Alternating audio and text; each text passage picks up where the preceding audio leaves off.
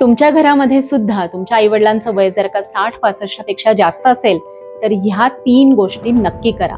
सगळ्यात पहिले तर नियमितपणे रोज त्यांच्याशी गप्पा मारा, त्यांच्याशी बोला. जर का तुम्ही त्यांच्यापासून लांब राहत असाल तर त्यांना रेग्युलरली फोन करून त्यांची हालचाल विचारणं आणि त्यांच्याशी गप्पा मारणं अत्यंत महत्वाचं आहे. दुसरी गोष्ट म्हणजे ते जितका वेळ त्यांच्या बरोबरच्या, त्यांच्या वयाच्या लोकांबरोबर घालवू शकतील याला प्राधान्य द्या.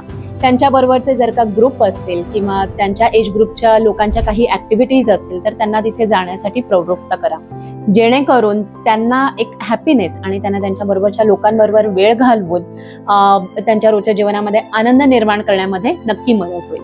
तिसरी गोष्ट जी आवश्यक आहे ती म्हणजे त्यांचं रेग्युलर हेल्थ चेकअप. दर 3 महिन्यानंतर त्यांचे रेग्युलर चेकअप, डॉक्टर व्हिजिट होणं अत्यंत आवश्यक आहे आणि ह्याच्यामध्ये तुम्ही स्वतः जर का इन्व्हॉल्व्ह होऊ शकत असाल तर नथिंग लाईक दॅट.